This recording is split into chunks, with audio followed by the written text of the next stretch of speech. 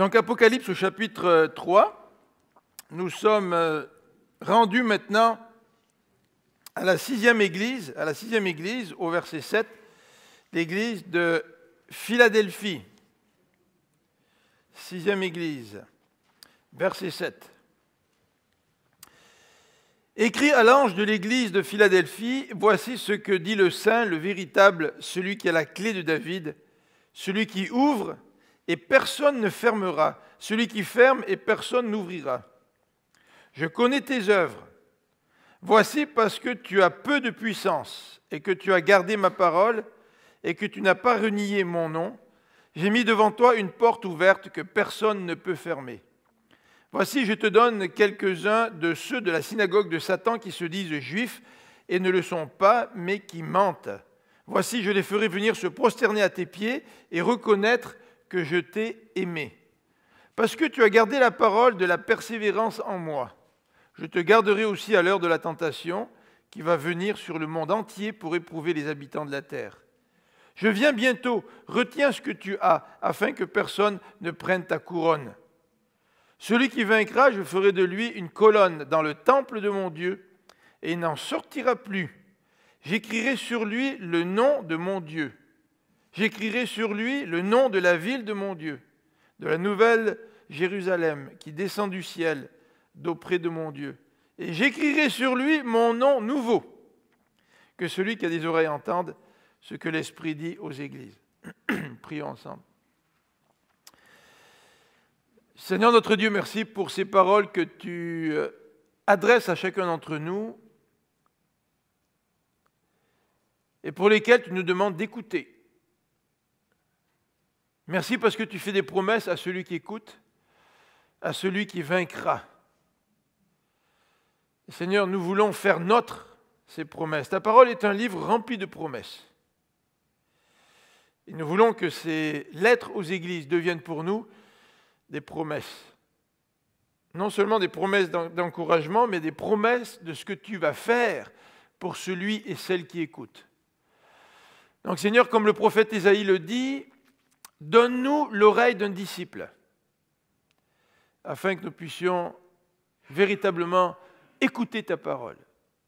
Que nous puissions être comme ton peuple qui, à l'écoute du sermon sur la montagne, était suspendu à tes lèvres et était dans l'étonnement de ce que tu enseignais. Seigneur, que nous puissions toujours conserver cet émerveillement à l'écoute de ta parole. Nous te le demandons au nom de Jésus-Christ notre Dieu. Amen.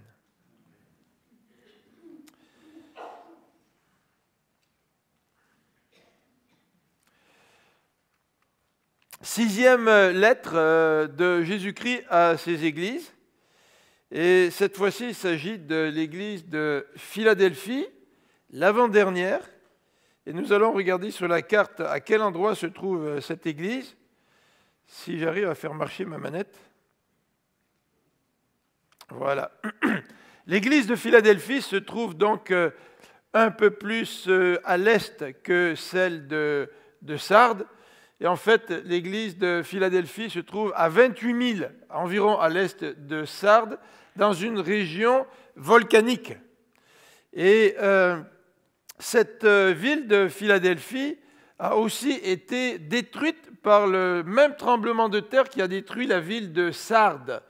Et vous vous souvenez, lorsque nous avons parlé de cette ville de Sardes a été reconstruite grâce en quelque sorte à une politique de Rome qui a exempté la ville d'impôts pendant un certain nombre d'années. Et c'est un petit peu une histoire similaire devant laquelle nous nous trouvons en rapport avec cette église de Philadelphie. Elle a été pratiquement toute détruite par ce tremblement de terre 17 ans après Jésus-Christ. Et elle a été complètement reconstruite. Cette église de Sardes se distingue des 6 autres églises par les compliments que le Seigneur lui adresse. Et si vous avez remarqué à la lecture de ces passages, le Seigneur ne lui fait aucun reproche assez surprenant. Et les compliments sont décrits au verset 8 et aussi au verset 10. Alors les voici, le Seigneur dit « Je connais tes œuvres ». En fait, ce compliment-là est aussi un compliment qui ressort, qui a déjà été adressé aux autres églises, ou en tout cas plusieurs autres églises, et il en est de même pour celle de Philadelphie.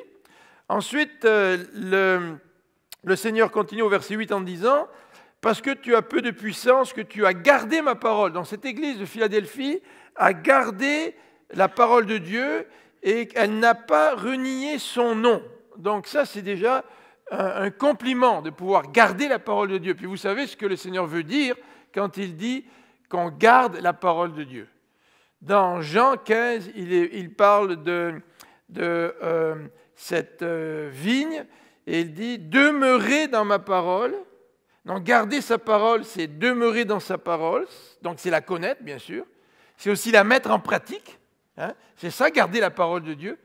Et le Seigneur recommande cette Église parce qu'elle a gardé la parole et qu'elle n'a pas renié son nom. Et si on regarde le verset 10, on voit que cette Église a été persécutée, 9 et 10.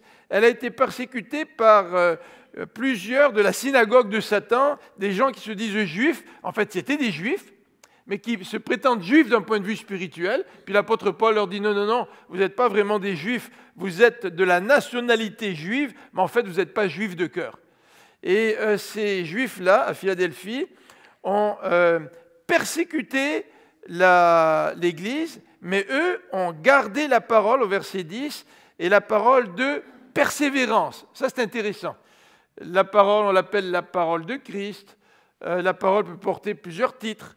Mais ici, le titre ou l'expression qui qualifie la parole, c'est la parole de la persévérance. Et ils ont pu persévérer parce qu'ils ont gardé cette parole de persévérance. Ça me fait penser un petit peu à ce que Lynn me disait au téléphone. Vous savez, quand on vit des situations difficiles et qu'on doit persévérer dans les épreuves, eh bien, la parole, c'est ce qui nous donne la force de persévérer. Et Lynn me parlait d'un texte de l'Ancien Testament qui lui avait fait beaucoup de bien durant ces derniers temps. Donc nous avons des exemples extrêmement concrets que nous pourrions citer dans des difficultés, dans des épreuves. Nous gardons cette parole et cette parole nous permet de persévérer. Et c'est la raison pour laquelle ici nous avons l'expression « tu as gardé la parole de la persévérance ». Alors voici un petit peu les quelques mots d'introduction que je voulais vous présenter. Et ce matin, je voudrais faire ressortir une parole de Jésus que nous retrouvons dans cette lettre, une parole qui me sert de titre pour notre prédication. Et cette parole se trouve au verset 8. Au verset 8, « J'ai mis devant toi une porte ouverte que personne ne peut fermer. » J'ai mis devant toi une porte ouverte. Alors la porte ouverte, j'aimerais regarder ce sujet-là en décrivant un petit peu la relation entre la porte ouverte et l'Église. Parce que le Seigneur dit, j'ai mis une porte ouverte devant toi, c'est devant l'Église. La porte ouverte, elle est pour l'Église. Et le Seigneur l'a ouverte pour l'Église. Qu'est-ce que ça veut dire? C'est ce que nous allons regarder. Mais ce que je voudrais regarder aussi, c'est une deuxième image qui est employée dans cette lettre. En fait, nous avons 3 images dans cette lettre, mais j'aimerais regarder la deuxième image et en faire la deuxième partie de notre prédication. La deuxième image nous parle de Christ qui est la clé de David, au verset 7. Regardez le verset 7. Voici ce que dit le Saint, le véritable, celui qui est la clé de David. De qui Jésus parle-t-il ici? Eh bien, il parle de lui-même, puisque la lettre dit « voici ce que dit ». Et la lettre va rapporter les paroles du Saint, les paroles du véritable, mais il y a une image qui décrit Jésus comme étant celui qui a la clé de David. Qu'est-ce que c'est que la clé de David? On n'est pas dans la fiction avec Brown, là, qui écrit des livres de fiction, mais on est devant une lettre dans un style apocalyptique. Et dans l'Apocalypse, il y a plusieurs images qui sont employées. Donc nous allons examiner celle-là. Et en conclusion, nous regarderons la 3e image qui est utilisée dans cette lettre de Jésus à l'église de Philadelphie. Elle se retrouve au verset 12. « À celui qui vaincra, je ferai de lui une colonne dans le temple de mon Dieu. » Alors quand j'ai étudié ce texte cette semaine, je me suis dit, il faudrait que j'aille parler à David pour qu'on puisse changer l'architecture de l'Église pour avoir des colonnes. Et puis chaque fois qu'on aura une colonne et qu'on verra la colonne dans l'Église, on pensera au vainqueur qui sera dans le temple de Dieu une colonne. C'est une belle image, une colonne. Alors on regardera en conclusion cette troisième image qui nous est présentée dans cette lettre de Jésus à l'Église de Philadelphie. Mais tout d'abord, avant d'arriver à cette colonne, nous allons regarder ensemble l'Église et la porte du salut. L'Église est la porte, pas la porte du salut, l'Église est la porte ouverte. En fait, j'anticipe un petit peu, parce qu'on peut se poser la question, qu'est-ce que ça signifie une porte? À quoi cette image se réfère, l'image de la porte? Est-ce que cette image se réfère au salut, ou est-ce que cette image se réfère à une occasion de service? Bien, c'est légitime de se poser cette question-là. En fait, dans Matthieu au chapitre 7, et si vous voulez tourner avec moi dans Matthieu au chapitre 7, pour regarder ces quelques versets que vous connaissez certainement très bien, Matthieu chapitre 7, le verset 13, nous dit ceci. « Entrez par la porte étroite, car large est la porte, spacieuse le chemin qui mène à la perdition. Il y en a beaucoup qui entrent par là. Mais étroite est la porte, resserrez le chemin qui mène à la vie, il y en a peu qui les trouvent. » Alors dans ce texte de Matthieu au chapitre 7, il est question de deux portes. Et il est question de la porte étroite, et il est question aussi de la porte qui est large, n'est-ce pas? Et Jésus nous dit, il y a beaucoup de gens qui rentrent par la porte large, la porte de la facilité. Mais il y a peu de gens qui rentrent par la porte étroite. Pour passer par la porte étroite, il faut se débarrasser de beaucoup de choses. Je ne peux pas passer par cette porte-là en étant trop chargé. En fait, je dois abandonner mon péché à Christ pour qu'il puisse me pardonner. Je dois abandonner mon égoïsme. Je dois abandonner mes fausses conceptions qui me font peut-être croire que je peux gagner mon ciel. Je dois même abandonner mes soi-disant bonnes œuvres pour pouvoir passer par cette porte étroite. Et ça, c'est difficile. Ça, c'est difficile pour l'être humain d'accepter qu'il ne peut pas se sauver. C'est difficile pour l'être humain que de s'appuyer seulement sur la grâce de Jésus-Christ. On voudrait tellement faire quelque chose pour pouvoir mériter ce salut et pouvoir ressentir cette satisfaction d'avoir mérité, d'avoir fait quelque chose pour notre salut. Mais Jésus dit, la porte, elle est très étroite. Et non seulement Jésus parle de deux portes dans ce passage, mais Jésus met en contraste deux autres éléments, et c'est celui du chemin et celui des fins. Vous voyez, dans ce passage, il est dit « Spacieux est le chemin qui mène à la perdition, et étroit est la porte, et resserré le chemin. » Alors encore une fois, un contraste non seulement entre la porte, les deux portes, mais aussi sur les deux chemins. C'est vrai que le chemin de la facilité, c'est le chemin que nous offre le monde, la société dans laquelle nous vivons. C'est assez contrastant parce que tout le monde prend ce chemin qui est tellement large, mais en prenant ce chemin qui est tellement large, personne ne trouve vraiment le bonheur. Il est large, ce chemin. Et Jésus a dit que celui qui voulait gagner sa vie, là, perdra. Mais celui qui veut la perdre à cause de moi, il la gagnera, il la trouvera. Et le chemin sur lequel le Seigneur nous appelle, c'est le chemin qui est beaucoup plus étroit. Là encore, l'étroitesse ne consiste pas à passer par la porte étroite seulement, mais l'étroitesse décrit aussi le genre de chemin sur lequel nous marchons après avoir passé cette porte.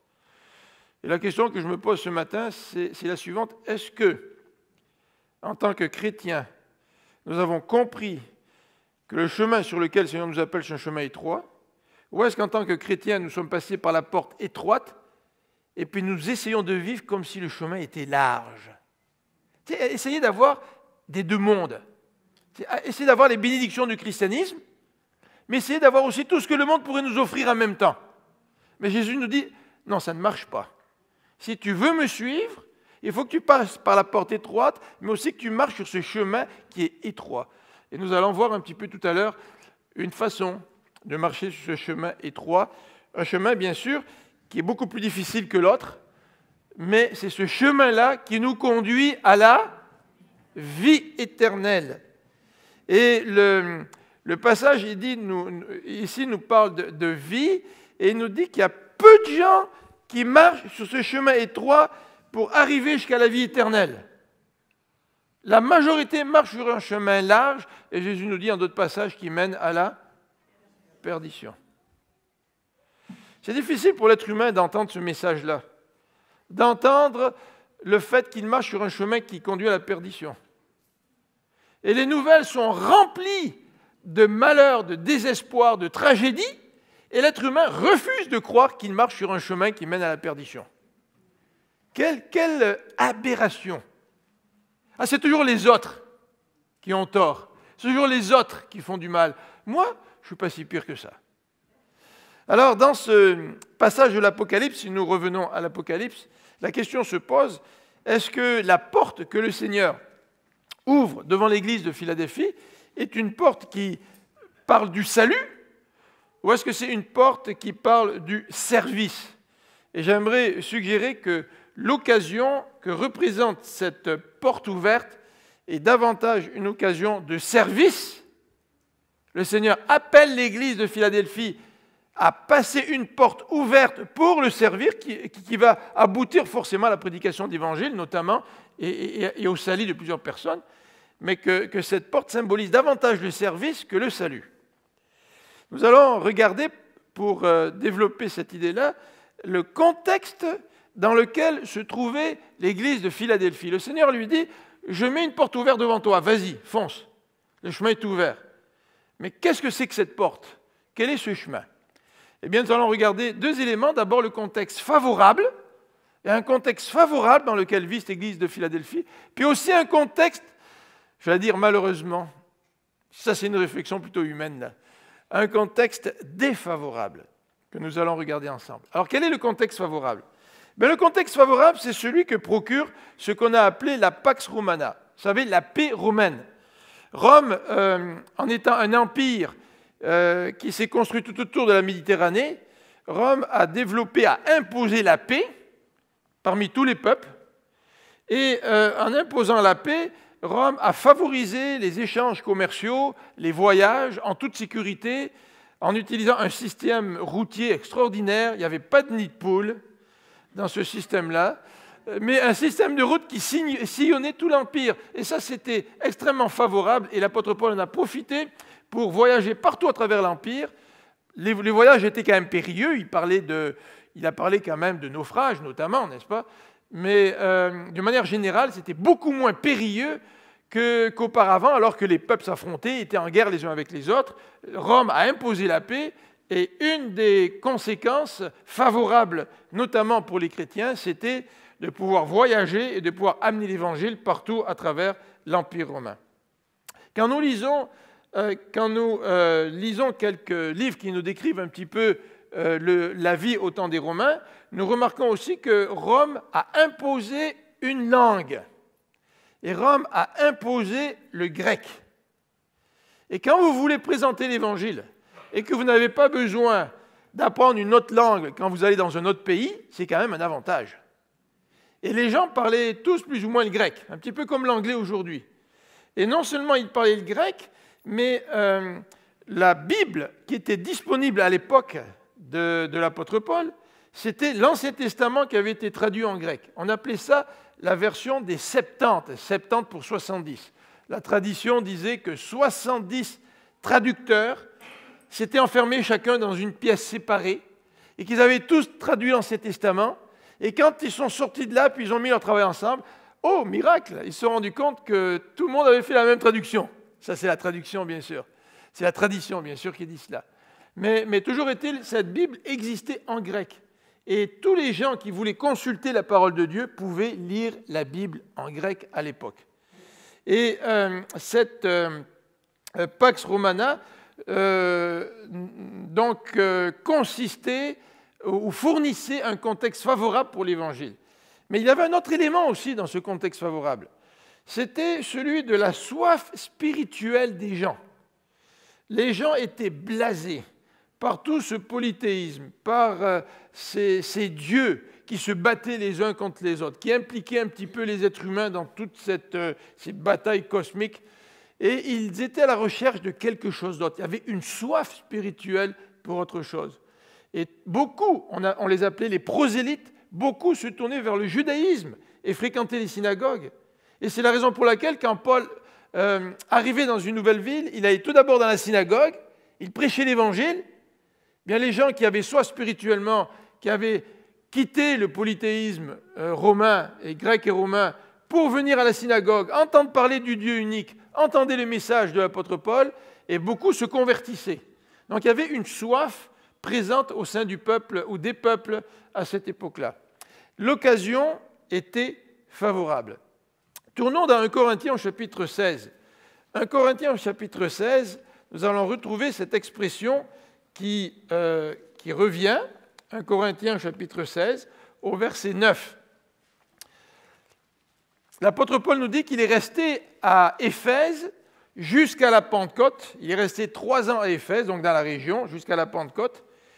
Et il dit « Car une porte grande et d'un accès efficace m'est ouverte, et les adversaires sont nombreux. » Donc l'apôtre Paul, même lorsqu'il était à Éphèse, parlait d'une occasion favorable, d'un contexte favorable. Il a utilisé la même expression, une porte est ouverte devant moi. En fait, Paul cherchait des portes ouvertes.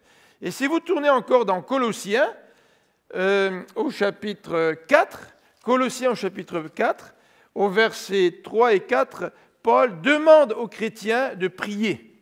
Il leur dit, priez en même temps pour nous, afin que Dieu nous ouvre une porte pour la parole, en sorte que je puisse annoncer le mystère de Christ pour lequel je suis dans les chaînes et le faire connaître comme je dois en parler.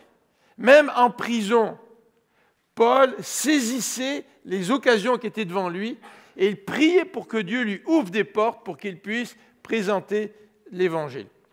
Le contexte était favorable pour cette église de Philadelphie, comme il a été à plusieurs occasions pour l'apôtre Paul, mais le contexte était aussi un contexte défavorable. Alors si nous revenons maintenant dans notre texte de l'Apocalypse, au chapitre 3, nous allons voir quelques petits détails dans cette lettre qui nous décrivent un contexte défavorable. Le verset 8. « Je connais tes œuvres, voici parce que tu as peu de puissance. » C'est une petite église. Elle était faible, cette église de Philadelphie. Pourquoi? Le texte ne donne pas de détails. Est-ce que le nombre de chrétiens était trop petit? Est-ce que les chrétiens qui les fréquentaient, c'était les chrétiens qui appartenaient à la basse couche de la société? Je ne sais pas, mais toujours est-il, c'est une église qui était faible. Et quand le Seigneur dit « Je t'ouvre une porte que personne ne peut fermer », parce que quand c'est moi qui ouvre, personne ne peut fermer. L'église aurait pu dire « Seigneur, tu as des bons plans pour nous, mais tu ne nous connais pas très bien. Seigneur, ne sais-tu pas que nous sommes un peu faibles pour saisir cette occasion? De plus, le verset 9 nous dit « Je te donne quelques-uns de ceux de la synagogue de Satan qui se disent juifs et ne le sont pas. » Alors, ces juifs-là étaient des menteurs, nous dit le passage, et ces juifs-là ont persécuté l'église de Philadelphie. Il y a eu de la pression. Cette opposition des Juifs, en tout cas au point de vue humain, ne constituait pas un contexte favorable. Mais pourtant, le verset 9 nous dit que Jésus va prendre de ces Juifs, de ces gens qui se disent Juifs, et il va les forcer à venir se prosterner aux pieds des chrétiens de Philadelphie. Waouh, qu'est-ce que ça veut dire ça? Ça, c'est une citation d'Ésaïe au chapitre 60, verset 10. Verset 14. Et dans Ésaïe, au chapitre 60, verset 14, Dieu est en train de dire au peuple d'Israël, je vais faire venir toutes les nations à Jérusalem, et c'est eux qui vont venir à tes pieds. Et en quelque sorte, ce que Jésus est en train de dire ici, il est en train de dire, malgré le contexte défavorable de la persécution, je vais renverser tout ça, c'est plus les nations que je vais faire venir à Jérusalem, c'est ces Juifs qui te persécutaient, je vais les faire venir à toi, ils vont se prosterner et ils vont reconnaître que moi je t'ai aimé. Ils vont reconnaître que c'est moi qui ait choisi mon peuple, qui t'ait choisi, petite église faible de Philadelphie, et que tu m'appartiens et que tu es à moi. En d'autres termes, ces Juifs vont reconnaître que Jésus-Christ est aussi leur sauveur. Un renversement complet par rapport à l'Ancien Testament. Mais le contexte est défavorable au premier abord, n'est-ce pas? L'église de Philadelphie est faible, les Juifs s'opposent à cette église, et même le verset 10 nous parle de persécution à venir. Parce que tu as gardé la parole de la persévérance en moi, je te garderai aussi à l'heure de la tentation ou à l'heure de l'épreuve ou de la persécution. D'ailleurs, nous l'avons lu tout à l'heure au chapitre 16 de 1 Corinthiens, l'apôtre Paul nous parle de porte ouverte au chapitre 16, mais il précise bien, je suis resté à Éphèse parce que la porte était ouverte, mais les adversaires sont nombreux.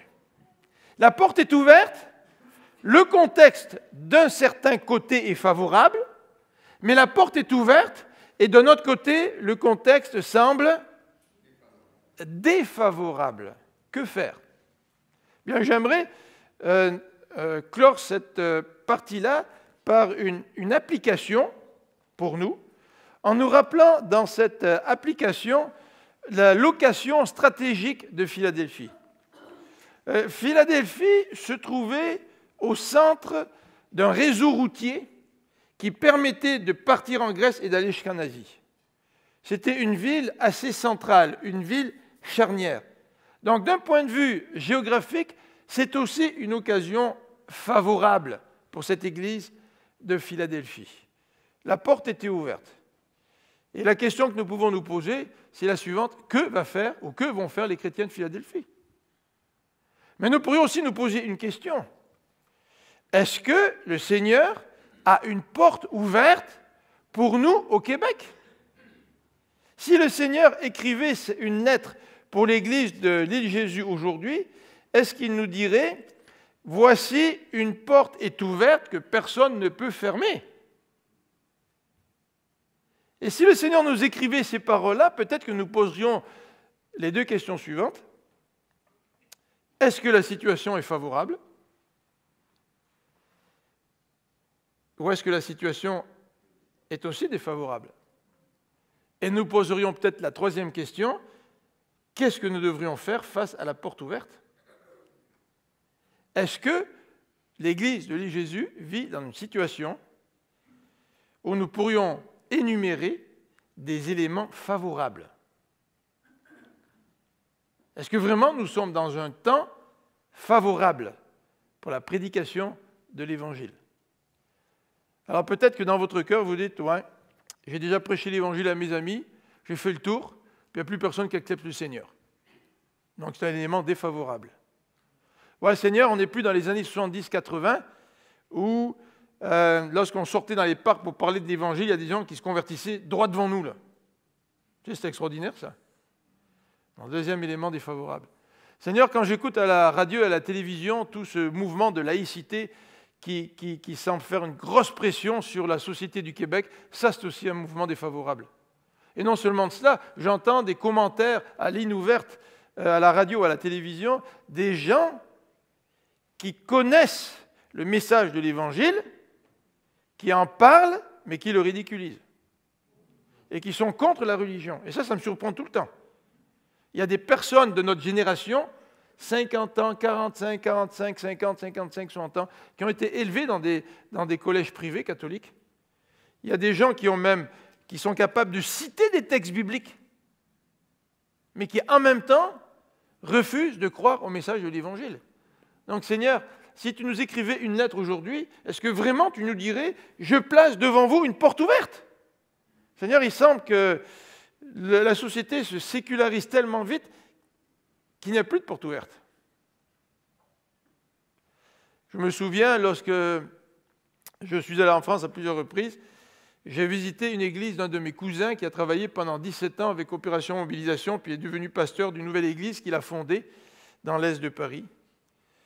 Et j'ai toujours été stupéfait de voir ce que le Seigneur faisait à travers cette église. Dans les années 70-80, lorsque j'étais au séminaire et qu'on visitait les églises du Québec, Il y a plusieurs chrétiens des églises du Québec, de notre famille d'églises, qui sont venus me voir en disant « Hey Philippe, tu vois ce qui se passe en France, là? C'est pas fort, hein? Regarde-nous ce qui se passe au Québec. » Et j'étais toujours un petit peu mal à l'aise de la perception que les gens avaient de la France. Puis quand j'allais voir mon cousin, puis que je voyais son église, qui a grandi, ils ont acheté 2 fois un bâtiment, ils sont rendus avec un 2e pasteur, ils sont plus de 400 membres. Je me dis, Seigneur, est-ce qu'on peut regarder une situation nationale ou provinciale et se dire, la porte est fermée? Est-ce que le Seigneur n'est pas assez souverain pour ouvrir des portes là où il veut? Est-ce que le Seigneur est assez souverain pour ouvrir des portes au Québec s'il a envie d'ouvrir des portes au Québec maintenant? À Laval, par exemple. Peut-être ce sera moins ouvert ailleurs, je ne sais pas. C'est lui qui ouvre et c'est lui qui ferme les portes. Mais y a-t-il des contextes favorables? La semaine passée, j'ai rencontré Louis Bourque et puis Daniel Marcoux, on parlait ensemble des églises. Et puis on faisait remarquer qu'il y a une porte qui s'ouvre au Québec, en particulier à cause de l'immigration. Il y a beaucoup d'immigrants qui arrivent et qui sont ouverts à l'Évangile. Il y a beaucoup d'immigrants, par exemple, les frères et sœurs qui venaient d'Haïti, venaient d'un pays qui est beaucoup plus christianisé que nous maintenant. Et il y a énormément d'églises ethniques qui se créent à Montréal. Et nous, on a l'impression que notre association, bien que nous au Québec, et que nos églises, c'est des églises purement québécoises, des églises formées, constituées simplement de blancs, de Québécois de souche, mais ce n'est pas vrai. Est-ce que le Seigneur n'est pas en train de nous ouvrir une porte? En tous les cas, on le voit dans notre Église. On est de plus en plus multiculturel dans notre Église, n'est-ce pas? Et c'est ça la beauté de l'Évangile. La beauté de l'Évangile, c'est de voir qu'il n'y a plus ni grec, ni juif, ni homme libre, ni esclave, ni femme, ni homme.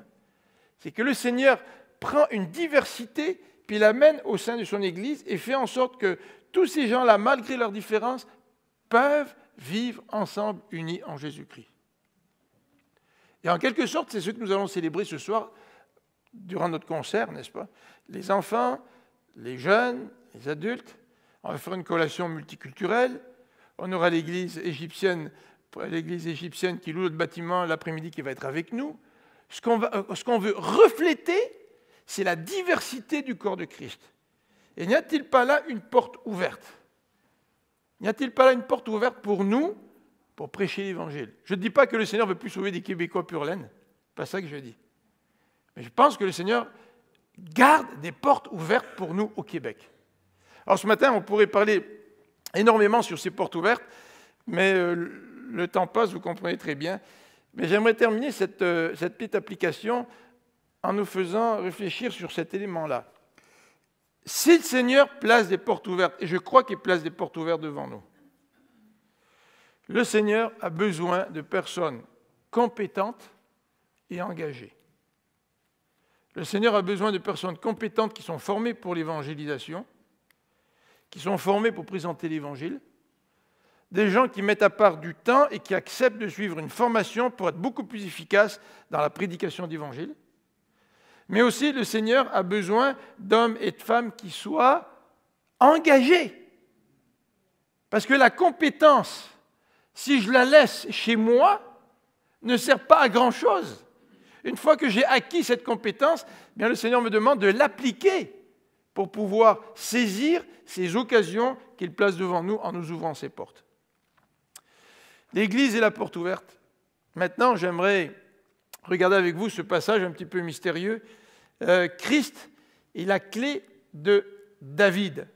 Alors, si ce n'est pas la clé de notre David à nous, c'est la clé de David de l'Ancien Testament. Dans 2 Rois au chapitre 18, on nous présente un personnage, alors que les ennemis viennent assiéger Jérusalem, on nous présente un personnage qui est le chef de la maison du roi. Et ce personnage s'appelle Éliakim. Et ce chef de la maison du roi, on le retrouve dans Ésaïe au chapitre 22. On va lire Ésaïe parce que ce texte-là, c'est la citation sur laquelle s'appuie l'Apocalypse. Le texte de 2 Rois nous présente un petit peu le personnage en question, Éliakim, mais Ésaïe 22 nous parle d'Éliakim qui va tenir la clé de David. la clé entre ses mains. Alors, Ésaïe, chapitre 22, on va lire à partir du verset 20 en fait. En ce jour-là, j'appellerai mon serviteur Eliakim, fils de Hilkija, je le revêtirai de ta tunique, je le ceindrai de ta ceinture, et je remettrai ton pouvoir entre ses mains, et il sera un père pour les habitants de Jérusalem et pour la maison de Juda. Je mettrai sur son épaule la clé de la maison de David, et quand il ouvrira, nul ne pourra la fermer, et quand il fermera, nul ne l'ouvrira.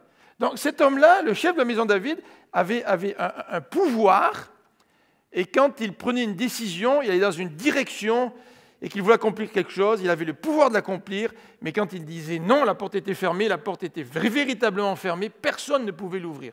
Et en fait, ce personnage dont il est question dans Ésaïe est une préfiguration de Christ, qui est le chef de la maison de Dieu. Et Christ, comme chef de la maison de Dieu, alors que Eliakim était le chef de la maison de David, Christ est le serviteur par excellence, c'est ce que nous dit l'Épître aux Hébreux au chapitre 3, verset 6, mais Christ est non seulement le serviteur fidèle par excellence, et c'est le serviteur fidèle qui a les clés, n'est-ce pas, pour ouvrir et fermer, mais c'est aussi un serviteur, d'après Matthieu 28, qui a toute la puissance. Et c'est la raison pour laquelle, lorsque dans l'Apocalypse, on nous parle de Jésus-Christ, et que lui-même se décrit comme quelqu'un qui a la clé de David, c'est pour montrer qu'il a vraiment l'autorité d'ouvrir des portes, il a vraiment l'autorité pour fermer les portes, et quand il l'ouvre, il n'y a personne qui peut la fermer, et quand il la ferme, il n'y a personne qui peut l'ouvrir. Alors nous pourrions nous poser la question, cette clé, cette porte, est-ce qu'elle parle seulement du salut, ou est-ce qu'elle parle du service ? Si vous avez lu l'évangile de Matthieu, vous savez que Jésus a dit à Pierre, « Je te donnerai les clés du royaume des cieux ». Ah, ça c'est bizarre, parce que dans l'Apocalypse, on dit que c'est Jésus qui a les clés. Et pourtant dans Matthieu, Jésus dit à Pierre, « C'est toi qui vas avoir les clés pour ouvrir le royaume des cieux ». Et en fait, quand nous lisons le début de la création de l'Église, nous voyons que c'est Pierre qui a ouvert des portes pour présenter l'Évangile à qui ? D'abord dans Acte 2, aux Juifs, c'est lui qui a prêché. Ensuite, plus tard, dans Acte 8, aux Samaritains, il est allé prêcher avec Jean. Ensuite, c'est lui qui a ouvert la porte pour présenter l'Évangile aux païens. Dans Acte 10, c'est lui qui a été amené par Dieu à recevoir ses envoyés de Corneille. C'est lui qui a prêché l'Évangile pour la première fois aux Juifs, pour la première fois aux Samaritains et pour la première fois aux païens. En fait, les Samaritains, c'est un petit peu spécial parce que Philippe avait prêché avant, mais Philippe a voulu que Pierre vienne justement pour officialiser son travail et que, officiellement, l'Évangile soit présenté aux Samaritains. Et ça suit exactement ce que le Seigneur avait dit. « Je ferai de vous des disciples, vous allez prêcher l'Évangile à Jérusalem, à Samarie et jusqu'aux extrémités de la terre. » Alors, mais maintenant, Pierre, il a eu ce rôle unique. Est-ce que Pierre continue d'avoir les clés ? Non. Est-ce que quelqu'un d'autre continue d'avoir les clés ? Non. Maintenant, celui qui a les clés, c'est le Seigneur Jésus. C'est lui qui est capable d'ouvrir, c'est lui qui est capable de fermer. J'aimerais qu'on lise dans Luc 13, parce que ce texte est extrêmement important. Et on parle des portes ouvertes, mais il faut aussi réfléchir un petit peu aux portes qui sont fermées, puisque le Seigneur peut fermer des portes, et quand il les ferme, eh bien, elles sont fermées à tout jamais. Luc 13, verset 24, nous allons lire ce passage ensemble. Luc 13, 24. Quelqu'un, même à partir du verset 23, quelqu'un dit, « Seigneur, n'y a-t-il que peu de gens qui soient sauvés ?» C'est Jésus qui parle. Puis ça peut nous choquer, ces paroles-là. Il leur répondit, « Efforcez-vous d'entrer par la porte étroite, car je vous le dis, beaucoup chercheront à entrer et ne le pourront pas. » Vous savez, il y a des gens qui disent, « Moi, là, quand je vais mourir, là, je vais m'arranger avec lui en haut. » Tu vas t'asseoir à une table syndicale avec Dieu, là, puis tu vas t'arranger avec lui. Là. Je veux dire, le rapport de force dans la négociation, il n'est pas tout à fait égal. Et le texte ici nous dit, « Je vous le dis, beaucoup chercheront à entrer et ne le pourront pas. Mais quand le maître de la maison se sera levé, il aura fermé la porte, et que vous, étant dehors, vous commencerez à frapper à la porte en disant, « Seigneur, Seigneur, ouvre-nous », il vous répondra, « Je ne sais d'où vous êtes. » Alors vous vous mettrez à dire, « Nous avons mangé et bu devant toi. Tu nous as enseigné dans les rues. J'ai fréquenté l'église de l'île Jésus. J'ai chanté dans la chorale. J'ai participé au ministère jeunesse. J'ai distribué des pamphlets pour le concert de ce soir. » Et il répondra, je vous le dis, « Je ne sais d'où vous êtes. Retirez-vous de moi, vous tous, ouvriers d'iniquité. » C'est là qu'il y aura des pleurs, des grincements de dents. Et quand vous verrez Abraham, Isaac, Jacob et tous les prophètes dans le royaume de Dieu, et quand vous verrez tous les enfants de Dieu que vous avez côtoyés pendant votre vie, quand vous les verrez là, dans le royaume de Dieu, et que vous serez jetés dehors. Il en viendra de l'Orient, de l'Occident, du Nord, du Midi, et se mettront à table dans le royaume de Dieu. Et voici, il y en a des derniers qui seront les premiers, et des premiers qui seront les derniers. Le Seigneur, il peut fermer des portes. C'est aujourd'hui le jour du salut, dit la parole de Dieu. Pas demain. Et le Seigneur ne veut pas de nous des hommes et des femmes religieuses ou religieux. Il veut de nous des hommes et des femmes dont le cœur aura été transformé. Comment est-ce que je peux rentrer dans le royaume des cieux si Jésus nous dit, il y a plein de gens qui vont essayer, ils n'arriveront pas. La seule façon, c'est de se mettre à genoux devant Dieu, de dire, Seigneur, transforme mon cœur. Change-moi. Fais de moi ton enfant. Moi, je ne peux pas. Moi, je ne peux pas me sauver. Il n'y a que toi qui peux me transformer. Alors, cette clé, c'est sûr, c'est la clé du salut. Elle appartient à Christ. C'est lui qui a la clé de la maison de David, en référence à l'Ancien Testament. Mais c'est aussi la clé du service. Vous savez, le Seigneur, c'est lui, comme on a dit tout à l'heure, qui ouvre les clés, qui ouvre la porte pour que nous puissions le servir. Et notre problème, ce n'est pas qu'il n'ouvre pas les portes que nous voudrions. Notre problème, c'est que la porte est ouverte et qu'on ne la voit pas. Ou que la porte est ouverte, mais on ne veut pas la franchir. C'est la porte du service. Quelqu'un a dit ceci, et je voudrais vous relire ma citation, que je ne retrouve plus.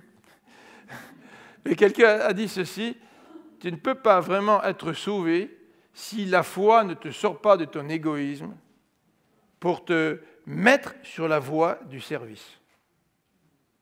Le Seigneur ouvre des portes pour le service.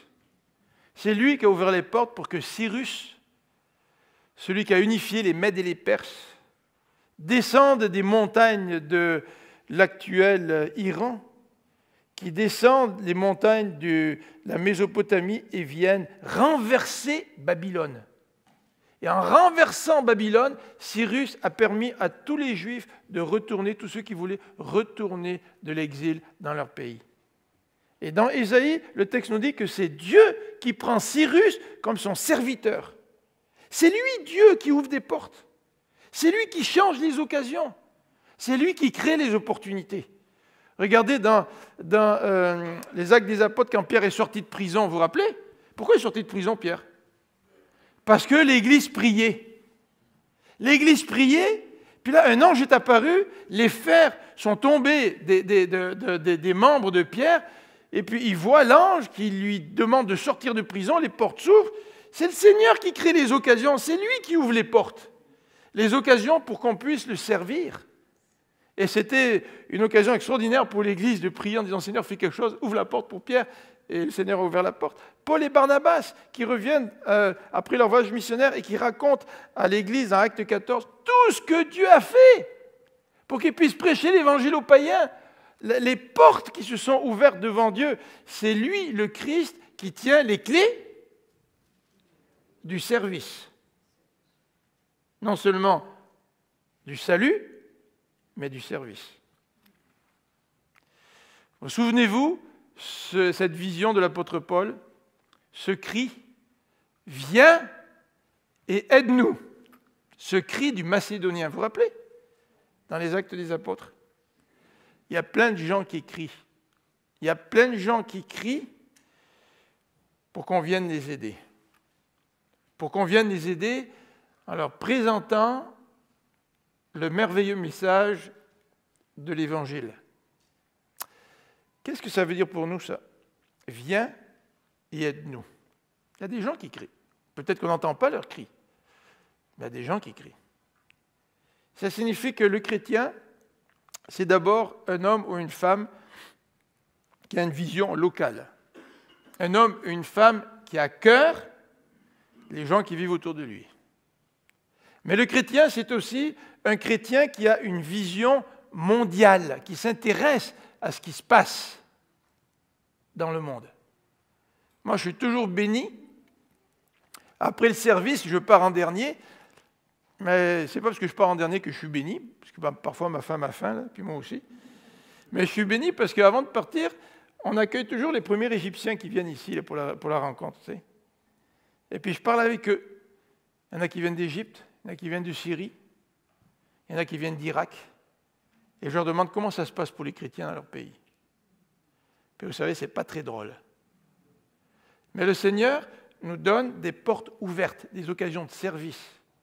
Et une façon de franchir ces portes, ce n'est pas simplement d'être un chrétien avec une vision locale, c'est aussi être un chrétien avec une vision mondiale. Le dernier élément que j'aimerais présenter pour clore cette section-là, c'est que si nous voulons saisir les occasions des portes qui sont ouvertes devant nous, nous l'avons dit tout à l'heure, c'est important de se former pour bien parler du Seigneur. C'est important de sortir, d'aller vers les autres. C'est pour ça qu'on a fait des équipes de visite. On n'a pas recommencé en septembre des équipes de visite, mais probablement on va le refaire au mois de janvier. Pourquoi? Parce qu'on veut sortir, aller vers. Il y a des portes ouvertes là. Chaque personne qui rentre dans cette église et qui marque sur la carte qu'elle veut une visite, c'est une porte ouverte. Et le Seigneur est celui qui ouvre les portes, c'est lui qui tient la clé. Et non seulement le Seigneur nous demande aussi individuellement à aller vers les autres, mais le Seigneur aussi nous demande en tant qu'Église d'organiser des événements spéciaux pour parler de lui. Vous savez, c'est ce qu'on fait cet après-midi-là. Cet après-midi, ce n'est pas une bonne petite fête entre chrétiens. Moi, j'espère que cet après-midi, on aura beaucoup d'invités comme on a eu pour le déjeuner. Et Josepher nous disait, jeudi, alors qu'on s'est réunis avec le comité d'évangélisation, Josepher nous disait, moi je suis allé dans une église, Josepher nous a dit ça, une église, je ne dirais pas laquelle, mais une église, puis il n'y a personne qui est venu me voir. Personne qui m'a parlé. Et j'espère que ce soir, cet après-midi, on a un événement spécial. J'espère que nous allons avoir les yeux ouverts et voir toutes les petites portes que le Seigneur va placer devant nous. Ces petites portes qui symbolisent des gens qui viennent ici en tant qu'invités, qui viennent peut-être pour la première fois et que nous allons aller vers eux. Vous savez, l'Église change. Hein? Si vous êtes là depuis 20, 30, 40 ans, il y a un groupe de personnes que vous connaissez très très bien. Mais est-ce que vous connaissez les autres? Est-ce que le dimanche après la réunion, vous allez par réflexe vers les gens que vous ne connaissez pas, ou est-ce que par réflexe, vous allez vers les amis que vous avez depuis 40 ans? Il y a des portes ouvertes autour de nous, mes amis. C'est le Seigneur qui nous ouvre les portes. Est-ce qu'on sait saisir les occasions qui sont devant nous? Alors, en conclusion, j'aimerais rapidement vous présenter ces promesses qui sont à la fin de cette belle lettre au chapitre 3, verset 11. Oubliez le verset 17, c'est une erreur. Verset 11, la première promesse. « Je viens bientôt, dit Jésus, retiens ce que tu as afin que personne ne prenne ta couronne. » Il y a le danger de perdre notre couronne si on ne garde pas ce que le Seigneur nous a donné. Si tu ne gardes pas là, tes qualités, Église de Philadelphie, tu peux perdre ta couronne, nous dit Jésus-Christ. Et cette première promesse, ainsi que la deuxième, est adressée aux vainqueurs. Encore une fois, est-ce que nous nous percevons comme chrétiens, comme quelqu'un qui est engagé dans un combat, et il va y avoir une issue à ce combat? Est-ce que je veux être qualifié de vainqueur. Est-ce que je réalise? C'est un combat. Puis un combat, ce n'est pas une partie de plaisir. Vous savez, nous aimons notre confort, nous aimons notre bien-être et nous aimerions tellement que la vie chrétienne soit celle d'une brebis entre les mains de son berger. Mais il y a d'autres images qui décrivent la vie chrétienne. C'est celui du combat, au vainqueur. Et Jésus nous rappelle encore une fois que celui qui a des oreilles entende. Et c'est dans ce contexte que Jésus fait cette première promesse. Je viens bientôt, retiens ce que tu as, afin que personne ne prenne ta couronne. Il y a une couronne qui est réservée pour nous en tant qu'individus, qui est réservée pour nous en tant qu'Église. Deuxième promesse, regardez cette deuxième promesse, c'est celle de la colonne.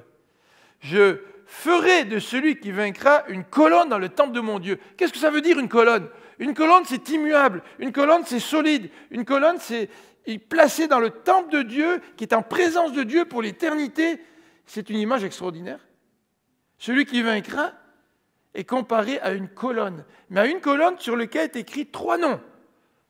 Le nom de Dieu, le nom de la nouvelle Jérusalem, l'Église, et le nom de Christ. Une colonne avec 3 inscriptions qui symbolisent notre appartenance à Dieu, notre appartenance au peuple de Dieu et notre appartenance à Christ, parce que nous sommes ses enfants. Prions ensemble.